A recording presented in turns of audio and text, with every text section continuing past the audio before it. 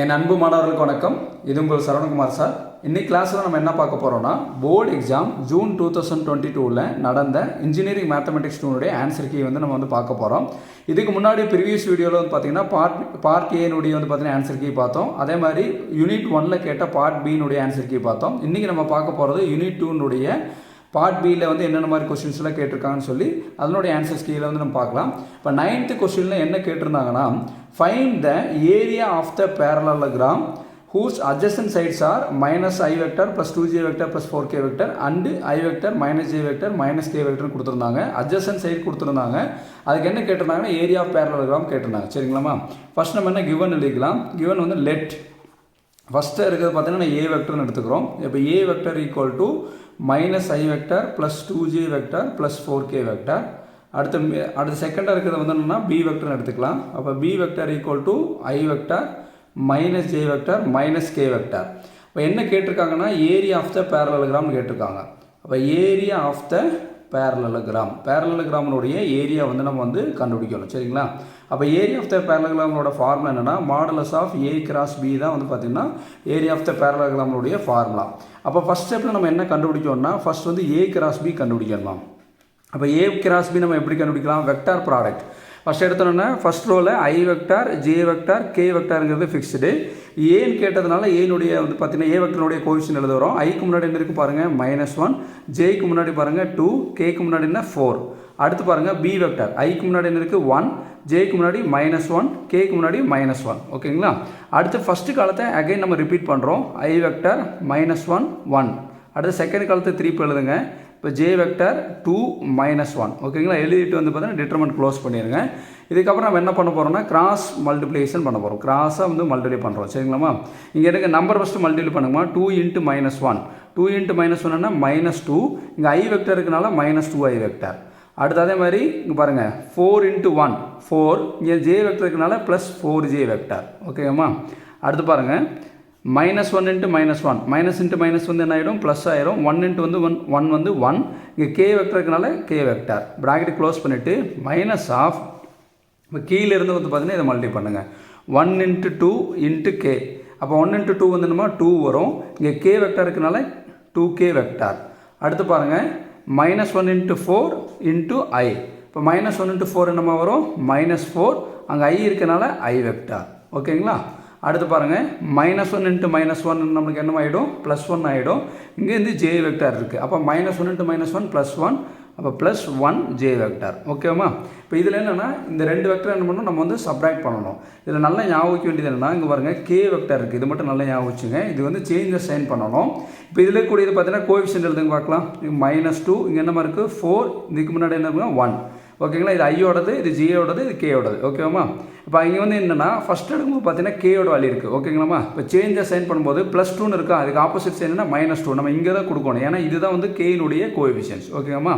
அதுக்கு -4 இருக்குது. இதுக்கு ஆப்போசிட் சைன் என்ன, +4.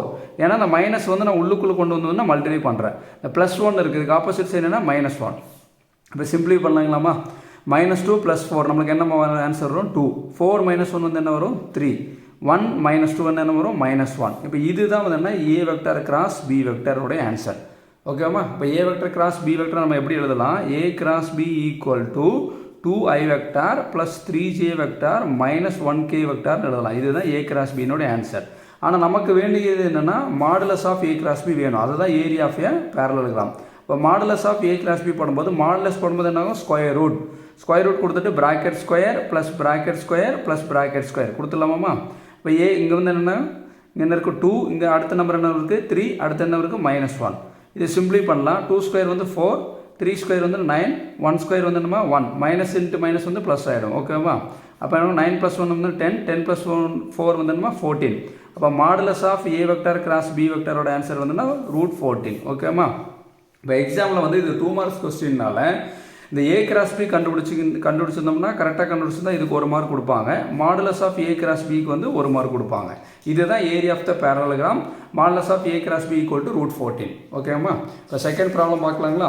இப்போ 10th கொஸ்டினில் என்ன கேட்டிருந்தாங்கன்னா, can a vector have direction angles கொடுத்துருவாங்க. ஆங்கிள் கொடுத்துருந்தாங்க 30 டிகிரி 45 டிகிரி 60 டிகிரின்னு கொடுத்துருந்தாங்க. இது வந்து பார்த்தீங்கன்னா டைரக்ஷன் ஆங்கிள்ஸ் வந்து இந்த வெக்டருக்கு இருக்குமான்னு சொல்லி கேட்டிருந்தாங்க. சரியாம்மா? அப்போ இதனுடைய கண்டிஷன் என்னென்னா, டைரக்ஷன் ஆங்கிளாக இருக்கணும்னா அதனுடைய கண்டிஷன் வந்து என்னென்னு கேட்டிங்கன்னா, cos square alpha plus cos square beta plus cos square gamma equal to 1.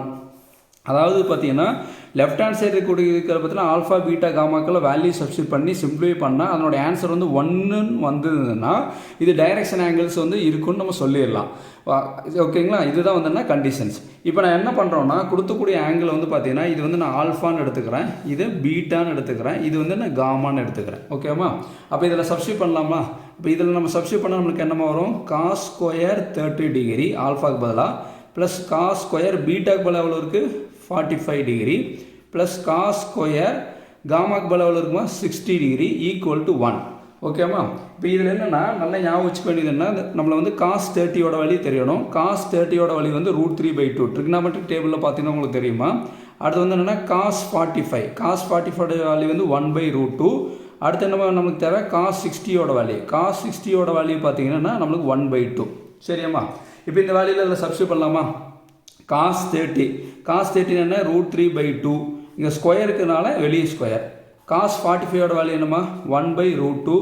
வெளியே ஸ்கொயருக்குனால ஸ்கொயர் ப்ளஸ் காஸ் 60யோட வேல்யூ 1/2 ஸ்கொயர் ஈக்குவல் டு 1. இது வந்து சிம்பிளி பண்ணலாம். ஸ்கொயர் ரூட் உள்ள ஸ்கொயர் வந்து தனித்தனியாக எடுக்கணும். இது எடுக்கும்போது என்ன ஆகுனா √3 × √3ன்னு வரும். ஸ்கொயர் எடுக்கும்போது இது என்ன ஆகிடும்? 3 ஆகிடும். ஓகேம்மா? அப்போ 3/2 ஸ்கொயர் வந்து என்ன? 4. 1 ஸ்கொயர் வந்து 1. இது என்ன? ஸ்கொயரும் ரூட்டும் வந்து கேன்சல் ஆனால் 2 வரும். இது 1 ஸ்கொயர் வந்து 1, 2 ஸ்கொயர் என்னமா? 4 ஈக்குவல் டு 1. இப்போ என்னென்னா டினாமினேட்டர் வந்து பார்த்தீங்கன்னா நம்மளுக்கு வந்து இங்கே வந்து மாறி இருக்கிறனால நம்ம எல்சிஎம் எடுக்கணும். அப்போ எல்சிஎம் எடுக்கும்போது நம்மளுக்கு என்னமா வரும்? 4 வருங்களா? அப்போ வந்து இதையும் 2ஆல் நம்ம மல்டி பண்ணுறோம். மல்டி பண்ணும்போது என்ன? இங்கே 3/4 ப்ளஸ் 1 × 2 என்னமா? 2 /4 ப்ளஸ் 1/4 ஈக்குவல் டு 1 வரும். இப்போ என்னென்னா நம்மளுக்கு டினாமினேட்டர் வந்து சேமாக இருக்குது. அப்போ மேலே இருக்கிறத ஆட் பண்ணிக்கலாம். 3 + 2 + 1 ஈக்குவல் டு 1. இப்போ 3 + 2 வந்து என்னமா? 5 + 1 6. அப்போ என்ன வரும்? 6/4 ஈக்குவல் டு 1ன்னு வரும். இப்போ இதை கேன்சல் பண்ணி பாருங்களேன். 3/2. அப்போ 3/2ங்கிறது பார்த்தீங்கன்னா நாட் ஈக்குவல் டு 1. 3/2ங்கிறது என்ன? Not equal to 1. ஏன்னா 3/2 போட்டிங்கன்னா நம்மளுக்கு என்ன வரும்? 1.5 வரும். Not equal to 1. ஓகேவா? ஆக்சுவலி நம்மளுக்கு என்னன்னா ஈக்குவல் டு 1ன்னு வந்திருந்தா தான் கரெக்டு. அப்போ இதெல்லாமே என்ன வருது? நமக்கு எல்லாமே நாட் ஈக்குவல்னு வருதாமா?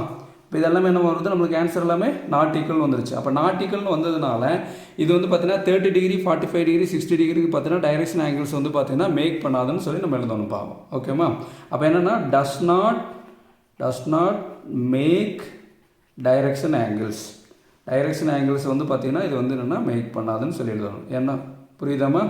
டைரக்ஷன் ஆங்கிள்ஸை மேக் பண்ணாது. இப்போ இதுதான் வந்து இதில் 2 மார்க் கொஸ்டின்னால இந்த ஃபார்முலாவுக்கு வந்து பார்த்தீங்கன்னா 1 மார்க் கொடுப்பாங்க. கடைசியில் வந்து ஆன்சர்ஸ் வந்து 1 மார்க் கொடுப்பாங்க. இப்போ 11th கொஸ்டின் பார்க்கலாம். Find the dot product of அப்படின்னு டாட் ப்ராடக்ட் கேட்டிருந்தாங்க. 2 வெக்டர் கொடுத்துருந்தாங்க. ஃபர்ஸ்ட் வெக்டர் வந்து i vector plus j vector plus k vector. Second vector வந்து பார்த்தீங்கன்னா i vector plus 3k vector கொடுத்துருந்தாங்க. ஃபர்ஸ்ட் இதுக்கு நேம் கொடுத்துக்கலாம். ஃபர்ஸ்ட் வெக்டர் வந்து a வெக்டர்னு எடுத்துக்கிறேன். ஐக்கு முன்னாடி கோஎஃபிஷியன்ட் வந்து 1 இருக்குது. அதனால் நான் எழுதும்போது பார்த்தீங்கன்னா 1i ப்ளஸ் 1j ப்ளஸ் 1kன்னு எழுதிக்கிறேன். ஏன்னா இதுக்கு முன்னாடி எல்லாமே என்னன்னா 1 தான் இருக்குது இதனோட கோஎஃபிஷியன்ட். அதனால் வந்து நான் எழுதும்போது இப்படி எழுதிக்கிறேன். இப்போ பி வெக்டரில் பாருங்களேன். இந்த பி வெக்டரில் வந்து பார்த்தீங்கன்னா எது மிஸ் ஆயிருக்குன்னா ஜே மிஸ் ஆயிருக்கு. இப்போ ஐ வெக்டருக்கு முன்னாடி என்ன இருக்குது? 1i வெக்டர்னு எழுதிக்கலாம். ஜே மிஸ் ஆகிருக்கிறதுனால இந்த மிஸ்ஸிங் டைமுக்கு 0ன்னு கொடுத்துக்கிறேன். 0j vector plus 3k vector.